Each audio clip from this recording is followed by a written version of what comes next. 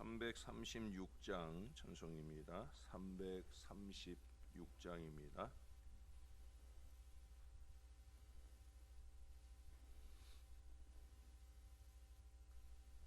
환난과 핍박 중에도 성도는 신앙 지켰네. 이 신앙 생각할 때에 기쁨이 충만하도다. 성도의 신앙 따라서 죽도록 충성하겠네. 옥중에 매인 성도나 양심은 자유 얻었네. 우리도 고난 받으면 죽어도 영광 되도다. 성도의 신앙 따라서 죽도록 충성하겠네. 성도의 신앙 본받아 원수도 사랑하겠네. 인자한 언어 행실로 이 신앙 전파하리라. 성도의 신앙 따라서 죽도록 충성하겠네.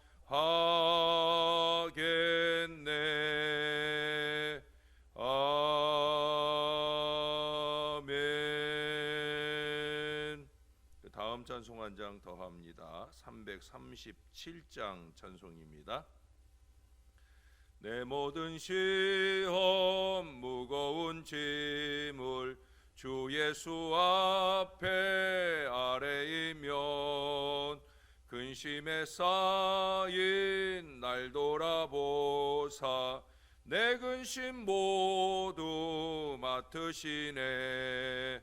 무거운 짐을 나 홀로 지고 견디다 못해 쓰러질 때 불쌍히 여겨 구원해 주리. 은혜의 주님 오직 예수. 내 모든 괴로움 닥치는 환난 주 예수 앞에 아뢰이면 주께서 친히 날 구해 주사 넓으신 사랑 베푸시네. 무거운 짐을 나 홀로 지고 견디다 못해 쓰러질 때 불쌍히 여겨 구원해 주리. 은혜의 주님 오직 예수. 내 짐이 점점 무거워질 때 주 예수 앞에 아뢰이면 주께서 친히 날 구해 주사 내 대신 짐을 져주시네. 무거운 짐을 나 홀로 지고 견디다 못해 쓰러질 때 불쌍히 여겨 구원해 주리. 은혜의 주님 오직 예수. 마음의 시험 무서운 죄를 주 예수 앞에 아뢰이면 예수는 나의 능력이 되사 세상을 이길 힘 주시네. 무거운 짐을 나 홀로 지고 견디다 못해 쓰러질 때 불쌍히 여겨 구원해 주리. 은혜의 주님 오직 예수. 아멘. 기도하겠습니다. 참 좋으신 우리 아버지, 우리의 모든 시험 무거운 짐 가운데서 우리가 만나는 크고 작은 많은 환난과 시험 가운데에서 우리가 언제나 놓치지 않을 우리의 믿음의 길을 찾게 하여 주옵소서. 그것은 우리 주님께 아뢰는 것입니다. 하나님이 새벽 아침도 우리는 우리 각자의 문제와 어려움, 또 내가 속한 공동체의 어려움을 주님 앞에 아뢰려고 주님께 왔나이다. 더욱 정신을 바짝 차리고 우리 주님의 이름을 부르고 매달릴 수 있는 주의 자녀들 되게 하시고 우리의 소망의 길을 열어주시는 주님의 손 꼭 붙들고 이 하루를 잘 시작해낼 수 있도록 은혜를 베풀어 주시옵소서. 주님을 사랑합니다. 주님을 의지합니다. 주님께 감사합니다. 예수님의 이름으로 기도합니다. 아멘. 오늘은 에스겔 21장으로 가겠습니다. 에스겔 21장. 오늘 본문은 1절에서 17절까지인데요. 오늘 앞부분만 좀 읽겠습니다. 1절에서 7절까지만 이 시간 상고하겠습니다. 제 21장.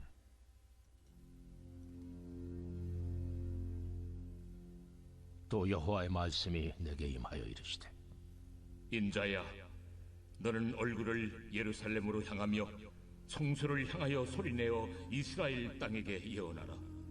이스라엘 땅에게 이르기를, 여호와의 말씀에 내가 너를 대적하여 내 칼을 칼집에서 빼어 의인과 악인을 내게서 끊을지라. 내가 의인과 악인을 내게서 끊을 터이므로 내 칼을 칼집에서 빼어 모든 육체를 남에서 북까지 치리니 모든 육체는 나 여호와가 내 칼을 칼집에서 빼낸 줄을 알지라. 칼이 다시 꽂히지 아니하리라 하셨다 하라. 인자야, 단식하되 너는 허리가 끊어지듯 단식하라. 그들의 목전에서 슬피 단식하라. 그들이 내게 묻기를 네가 어찌하여 단식하느냐 하거든 대답하기를, 재앙이 다가온다는 소문 때문이니 각 마음이 녹으며 모든 손이 약하여지며 각 영이 쇠하며 모든 무릎이 물과 같이 약해지리라. 보라, 재앙이 오나니 반드시 이루어지리라. 주 여호와의 말씀이니라 하라. 아멘. 그 안내의 일기라고 다 아시죠?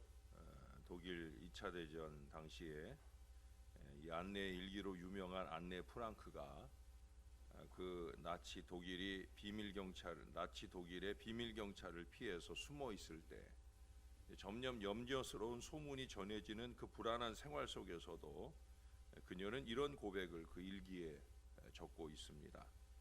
우리는 세계가 점점 황폐해지는 것을 듣고 있었다. 우리 자신도 파멸돼 알 수 없는 폭풍이 가까워 오는 소리를 듣고 있었다.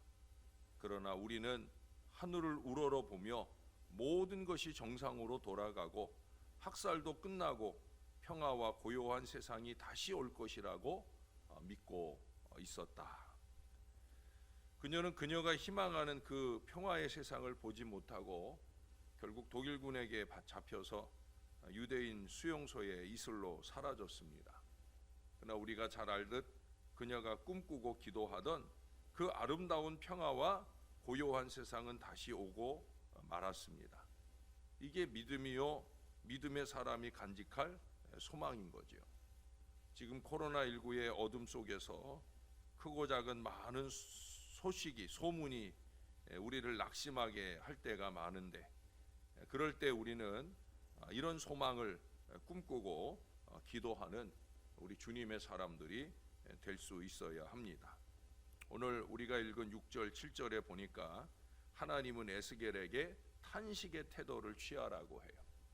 그리고 이스라엘이 왜 탄식하느냐라고 묻거든 소문 때문이라고 말하라 하십니다. 그 소문은 어떤 소문이냐? 재앙의 소문이에요. 심판의 소문입니다. 7절에 자세히 나열에 적고 있는 것처럼 마음도 높고 손도 약해지고 영이 쇠하고 무릎이 물과 같이 녹아질 이 재앙의 소문이라는 거예요.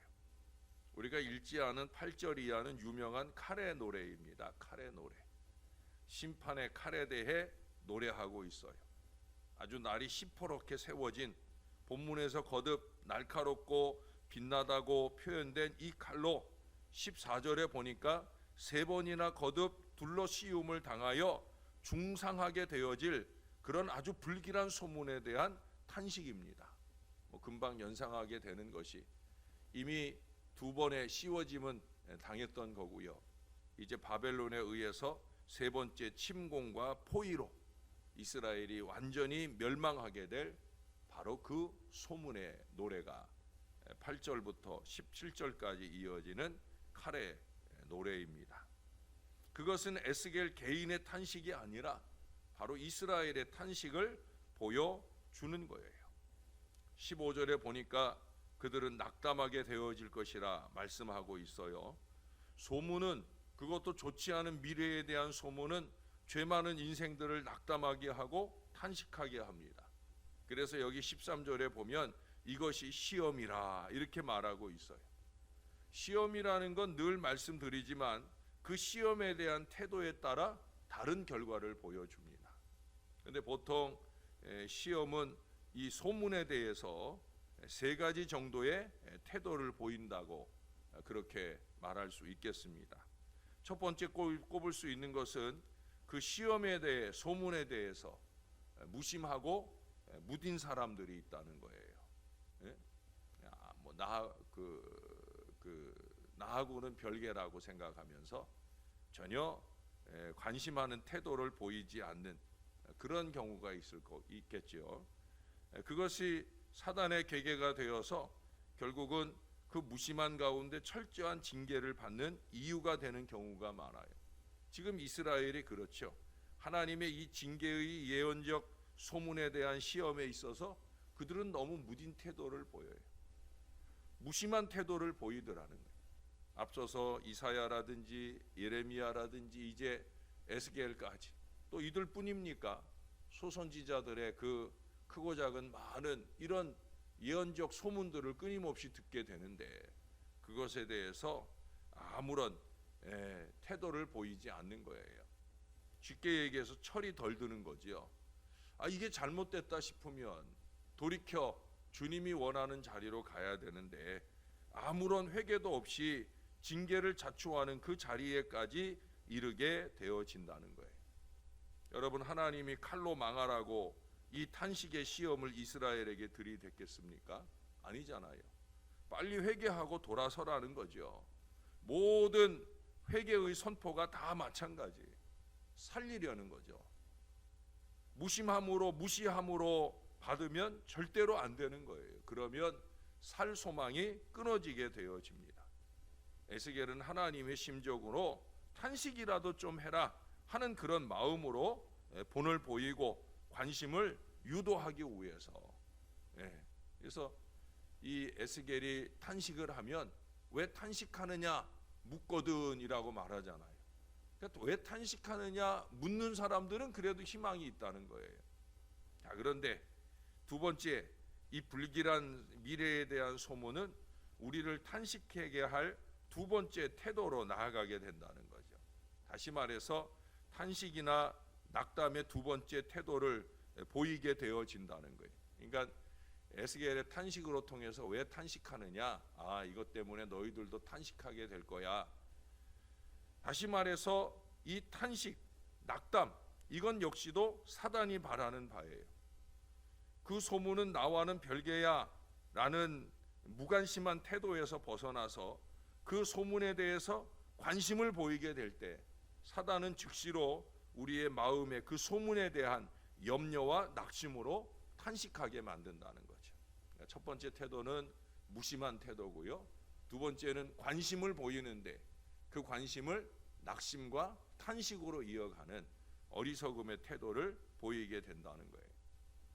이런 신방은 자주 가게 되는데 전에도 어느 가정에 이제 신방을 요청해서 신방을 하게 됐는데 근데 산부인과 계통의 검사를 받은 겁니다.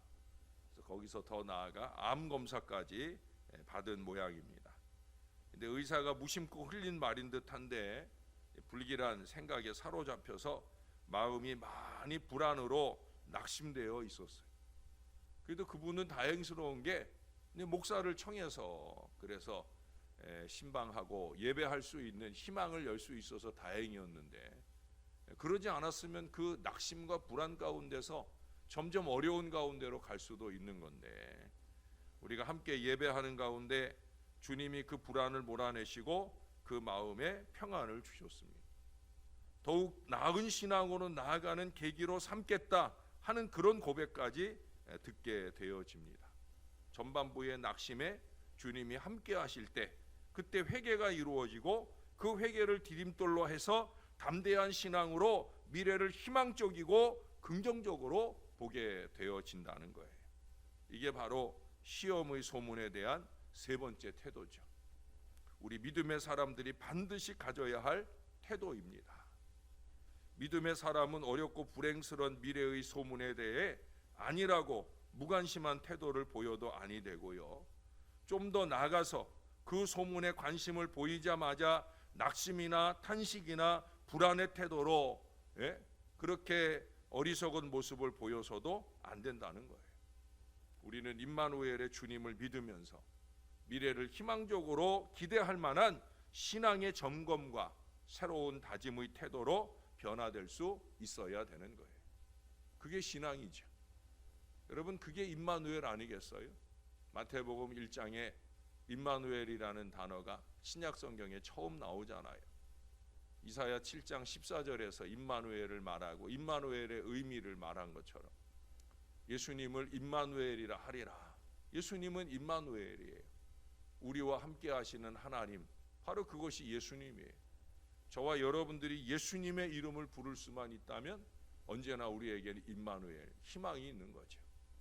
창세기 1장에서 예수님의 부모님에게 예수님의 이름을 임마누엘이라 가르쳐 주신 뒤에 그 2장에 가서 이제 예수님 태어나고 예수님의 부모님들이 이제 피난을 가야 되는 어려운 상황들이 이어집니다.